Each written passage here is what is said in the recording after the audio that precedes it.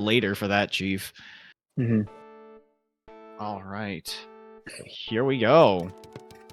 We have early SZ and O to start. Looks like Dingo gonna be going with TKI. Westell, it almost looked like they were trying to go for like 4-wide multiplier, but in a different way. I don't know if that's the correct way of phrasing it, but like I wasn't really sure what Westell wanted there.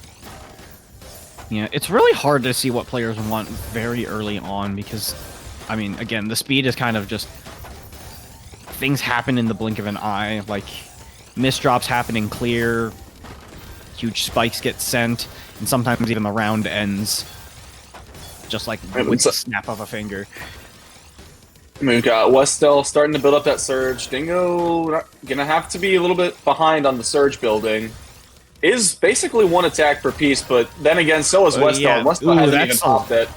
That's a lot incoming, and yeah, there's gonna be too much to handle. Westell's gonna take the first one. And yeah, I will point out as well that both players were sitting under 4 pieces per second that round. Oh, okay, never mind. Sorry, my bad. My apologies. Now they're running like their lives depend on it. I guess a little bit more timing out of CMDINGO from that one. And it's very well-timed spike. Very well played here.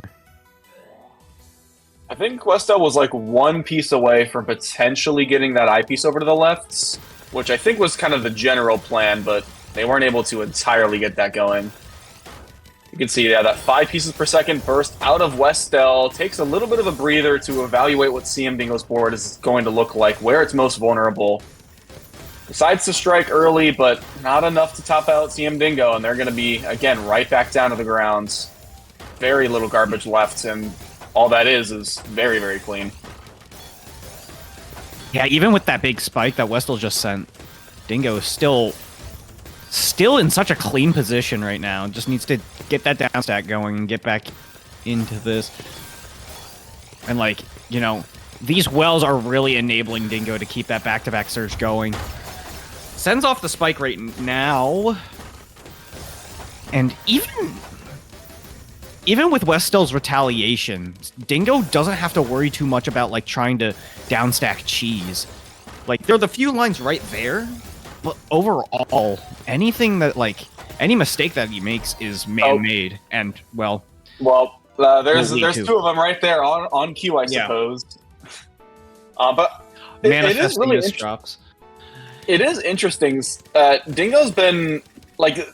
Dingo, again, has a burst speed that is comparable to Westell's, but for the most part, they've really only bursted out of the opener to kind of, like, again, just keep up with Westell's main pace, and then they've had a pretty formidable slowing down within the mid-game.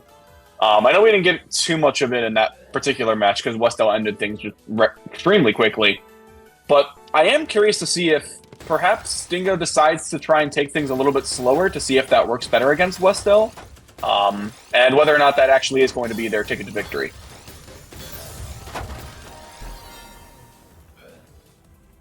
Well, that one was a little unfortunate there. Unfortunately, I know we haven't seen too much of CMDINGO for misdropping, but they are like the only player that's campaigned for Misdropper of the Year. And I think as someone that is, again, well-versed in speed, the title is partly deserved in this context. Westell drops Surge a little bit before CMDINGO does, but... And now Dingo's starting to deal with the cheese that didn't show up the previous round. Things are looking a little weird here, but there's a well to reward Dingo for his efforts. I'm going to be able to cash out on the Fractal. Oh, the miscounts, unfortunately. Tried to set up that T-spin double, and unfortunately by the time they're able to fix it with the, I think the L piece, just already topping out in the center.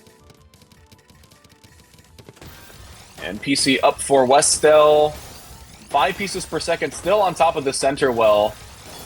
Not really too much of a need to be efficient when you're playing this speedily, but these misdrops are starting to add up, and Dingo has that spike ready to go, launches it perfectly. Yeah.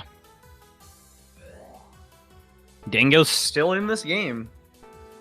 Behind, but you know, you can always, like, we've seen catch-ups, we've seen comebacks.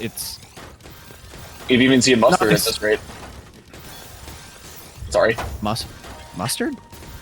Did you say ketchup? Wow. Okay, that one went right over my head. I don't know why. I'm sorry. Wow. Okay. I should have seen that coming, honestly, but you know what? I'm too tired to process that properly, I guess. All right. Well, Dingo right now is really behind on Surge. Westell is just going to keep playing extremely fast. Yeah, Again, sends it now, opposite- but Dingo was in a good spot to accept it. Not in a great spot with that misdrop, and Westell's gonna get the bounce back. Honestly, it wasn't that bad of an effort from Dingo to have that spike. It forced Westell to pop that surge on defense and really gave Dingo an opportunity to kind of get out of that sticky spot. But unfortunately, more misdrops after those like crucial decision-making points are just extremely difficult to get by. And as I call it out, another one, yikes! What is that T-piece? Westell gets Not gonna another be- win there. That misdrop was kind of nasty. You don't see a All T right. misdrop like that. You don't see a T place like that unless you're doing secret grade.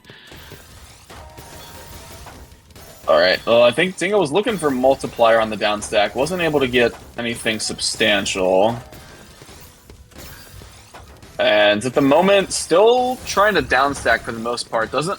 All right. Okay, Westell had Surge, but I guess not the best board to use it with, so just sent it a little early. He's on pace to still build up a pretty sizable amount. Has that 7 back-to-back, but we do have the O misdrop. Able to still tuck a little bit of the S and Z underneath, so not going to be worried. Dingo with the 7-2 well. And Dingo's been really getting blessed with like this clean garbage, ready to like prime for counterattacks towards Westell. I know like Dingo's still behind in terms of points, but still like managed to get a good amount of survival thanks to that garbage. yeah, I do find it very interesting as well that for two God. extremely quick players, Dingo and Westell have been using a lot of just kind of building on top of the PCO opener. I feel like I've seen that regardless of speed. Like, I've seen that from both players that tend to play faster and slower. But I am curious if that has more of a benefit, or it tends to feel better for players that prefer playing fast. I'm gonna try and look a little closer at Pisa. Oh my goodness. yeah. Ooh, ouch. I'm gonna try and look a bit closer at when they do PCO and see if they're actually trying to go for it. I feel like they're not. They're because not going. It's again, you can call this whatever you want. I've had like 5 different names for this of just not going for PCO, but kind of like building on top of it with the second bag. No, trust it. Trust us. It's a super complicated DPC. That's actually what's going on here. Good S spin from Dingo. That was actually good use of that to survive. Yep, Solid and stuff. despite again, we're seeing Dingo and Westell tend to play a little bit slower this time around. I think with the amounts of misdrops that we are seeing, it's a reasonable decision whether or not it's even in their best interest to kind of keep playing that way. Because at the end of the day, the consistency does have a pretty solid impact in first to 11 sets. And this is a beautiful well right now for CMDINGO, but Westell as well has built up Surge of their own and hasn't broken it. Yeah, Dingo with the advantage, sending a 20. So close to topping out Westell there. Oh! Westell needed the 180 spin, and the O is a terrible time in the queue. Dingo almost didn't have it, and then he had it again. That was really close. Oh. I will also give it up to Westell for having that 15 surge while Dingo was like still sitting in advantage sheet. It is, again, it's very difficult to play from surge disadvantage, but it is also just as difficult to build a surge while your opponent is still kind of like in that offense mode. So, unfortunately, it didn't work out for Westell in that case, but still very, very well played. All right, Dingo not able to hold on to surge for too much longer, has to let it rip. And Westell, some unfortunate column 2 garbage. It's going to make building up surge a little bit more difficult, but not impossible. I'm looking at Westell's here. Oh, look at that spike. That was fast and clean, and that was just gonna kill.